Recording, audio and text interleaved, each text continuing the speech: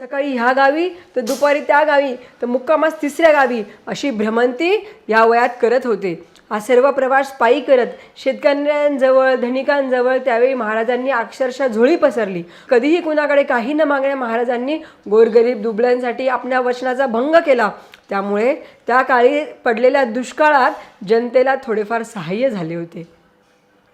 सद्गुरू गंगागिरी महाराजांनी सप्ताह सुरू केल्याने गोरगरिबांना पोटभर अन्न खायला मिळू लागले. अनाथांना मार्गदर्शन मिळाले, ज्ञानींना ज्ञान मिळाले, समाजामध्ये एकतेची भावना निर्माण झाली. वरचेवर गाठीभेटी होत असल्याने माणसांमधला ऋणानुबंध वाढला. उच्च निश्चतेची भावना मनामध्ये राहिली नाही. अध्यात्माची गोडी लागली. वाईट वळणास व्यसन बसले. रात्री कीर्तनाला गेल्यामुळे दारूची दुकानं ओस पडू लागली. सहिष्णुता वाढली. लोकांमध्ये ऋणानुबंध निर्माण झाला. लोकांची कुपमंडूक वृत्ती कमी झाली. मोठमोठ्या साधू संतांचे विचार ऐकायला मिळाल्यामुळे आपणही एवढे मोठे व्हावे, आपणासही ज्ञान प्राप्त व्हावे असे वाटू लागले. गावोगावी भक्तिमार्ग निर्माण झाला. याची प्रचिती म्हणून प्रत्येक गावात भजनी मंडळाची स्थापना झाली. ज्ञानेश्वरीचे वाचन सुरू झाले.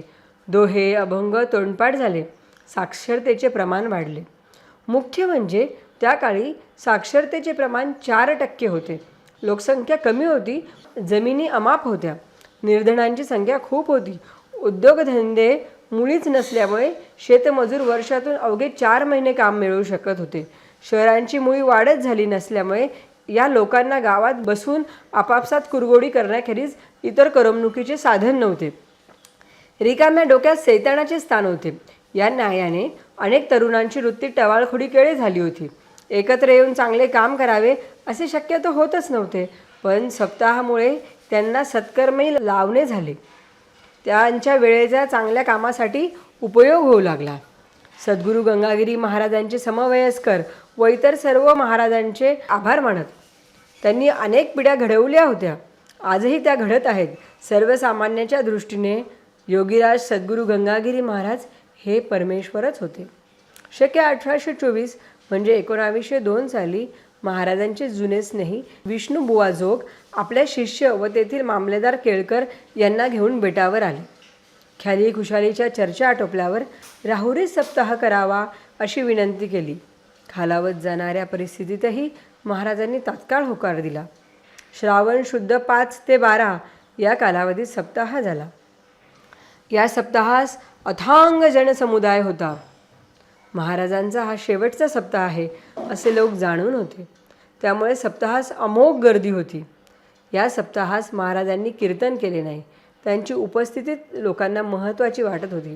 त्यानंतरचे सप्ताह शके 1825 साली 1903 साली दुसरे मठाधिपती दत्तगिरीबुवा यांच्या अधिपत्याखाली झाला. सद्गुरू गंगागिरी महाराजांची इच्छा होती की आळंदी येथे पंढरपूरसारखा मोठा सप्ताह करावा.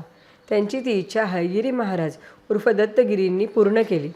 आळंदीचा सप्ताह पंढरपूरसारखाच बुंदीच्या प्रयोजनाचा झाला. दत्तगिरी महाराजांनी सद्गुरू गंगागिरी महाराजांची समाधी महादेव मंदिर बांधले. बेटाची शेती उत्तम चालविली. गंगागिरी महाराजांची परंपरा पुढे नेली. सप्ताहात दत्तगिरी बुवा स्वतः कीर्तन करत नसत. त्यांच्या अधिपत्याखाली इतर कीर्तनकार कीर्तन करत असत. दत्तगिरी बुवांचा शेवटचा सप्ताह शके 1842 श्रावणात संपन्न झाला. त्यांनी बेटाची परंपरा टिकवून ठेवण्यात अथक प्रयत्न केले. त्यानंतर शके 1842 म्हणजे 1920 पासून महंत नादगिरी महाराजांच्या अधिपत्याखाली सप्ताह सुरू असे. ते श्री दत्तगिरी बुवांचे गुरुबंधू होते. उतार वयात मठाधिपद मिळाल्यामुळे त्यांना 6 सप्ताहांचे अधिपत्य करता आले. आजारपण लवकर आल्याने शारीरिक त्रास होत होता. त्यांना सद्गुरू गंगागिरी महाराजांची बेटाची परंपरा मोडू द्यायची नव्हती. प्रत्येक सप्ताह मोठ्या प्रमाणात होऊ लागले. नादगिरी महाराजांचे संस्कृतवर प्रभुत्व होते. त्यामुळे त्यांचे कीर्तन श्रवणीय होत असे. लांबून लांबून लोक नादगिरींना ऐकायला येत होते. त्यांचा शेवटचा सप्ताह शके 1848 म्हणजे 1920 साली संपन्न झाला. बेटासाठी नाथगिरी बुवांनी केलेले कार्य अतुलनीय आहे. ते हयात असतानाच सोमेश्वरगिरी महाराजांना सप्ताह घेण्यास सांगितले. सोमेश्वरगिरी बुवांच्या अधिपत्याखाली सप्ताह होण्यास सुरुवात झाली. नाथगिरी महाराज शके 1854 साली देवघरी गेले. सोमेश्वरगिरी महाराज हे स्वतः बंकट स्वामींचे शिष्य होते. वारकरी शिक्षण मंडळातील आळंदीच्या पहिल्या तुकडीचे विद्यार्थी होते. त्यामुळे ते कीर्तन, प्रवचन, भजन अतिशय सुगम करीत. त्यांचा स्वतःचा एक भक्तवर्ग होता. ते अतिशय प्रेमळ होते. सहिष्णुता हा त्यांचा गुण होता. त्यांचे सप्ताहातील कीर्तन ऐकण्यासाठी भक्त मंडळीच नाही तर वेगवेगळ्या फडाचे महाराज कीर्तनकारही येत असत. उभ्या महाराष्ट्रात त्यांच्या ओळखी होत्या. गंगागिरी महाराजांनंतर खऱ्या अर्थाने सप्ताहाला विस्तृत रूप सोमेश्वरगिरी महाराज उर्फ कोंडाजी काका यांनी दिले. आपल्या गुरुच्या उपस्थितीत त्यांना 6 सप्ताह करण्याचे भाग्य मिळाले. त्यानंतर त्यांनी गावाची मर्यादा वाढवली व वेगवेगळ्या तालुक्यांमधून सप्ताह करण्यास सुरुवात केली. त्यांचा संपूर्ण महाराष्ट्राचा अभ्यास होता. त्यामुळे सप्ताहासाठी संपूर्ण महाराष्ट्रातून मान्यवर 7 दिवस उपस्थित राहत असत. खऱ्या अर्थाने परमार्थ म्हणजे काय हे सोमेश्वरगिरी महाराजांनी समाजाला सांगितले. त्यांनी सप्ताहाची व्याप्ती वाढवली. सोमेश्वरगिरी महाराजांच्या आधिपत्याखाली जवळजवळ 27 सप्ताह संपन्न झाले. शके 1875 पासून त्यांची तब्येत थोडी ढासळायला लागली. त्यांना टीबीचा त्रास होऊ लागला. दम लागत असे.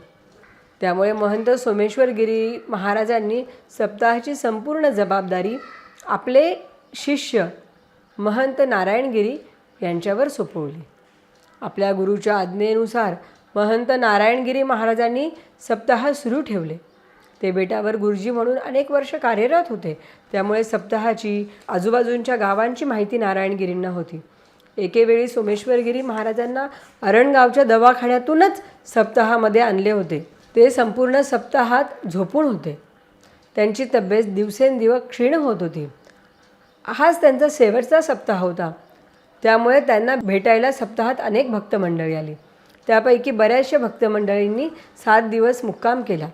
सप्ताहाच्या पुढील महिन्यात सोमेश्वरगिरी महाराज अनंतात विलीन झाले. महंत नारायणगिरी महाराज गुरुवर्य सोमेश्वरगिरी आल्यापासून सप्ताह घेत असल्यामुळे सप्ताहाचा आलेख वाढत राहिला. गंगागिरी महाराजांनी सुरू केलेला सप्ताहाचे स्वरूप त्या काळी जरी मोठे असले तरी लोकसंख्या कमी होती. ठराविक लोकांकडेच पैसा होता. दान देण्याची इच्छा असली तरी पैका जवळ नव्हता.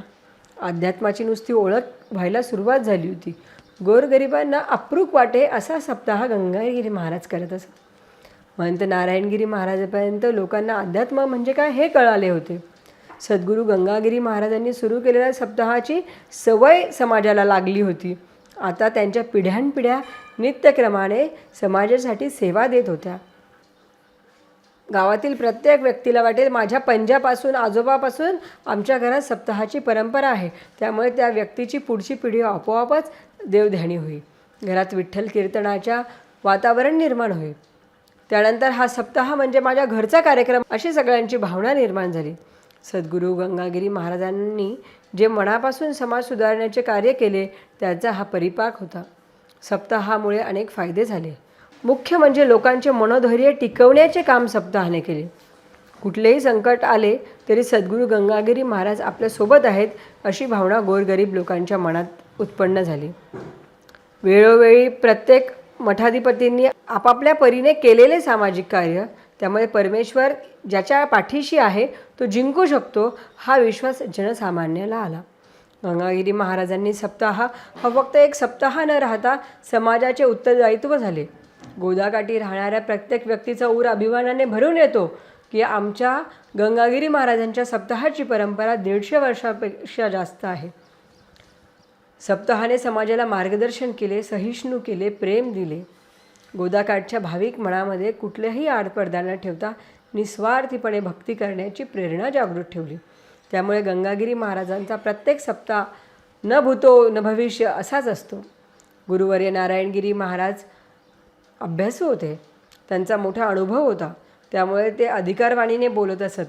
ते स्वतः अंधश्रद्धेच्या विरोधात असल्यामुळे समाजाला परखड शब्दात सांगत की परमेश्वरावर श्रद्धा ठेवा, अंधश्रद्धा ठेवू नका, आपले कर्तव्य जाणा, कुणालाही नडू नका, कुणालाही नडवू नका.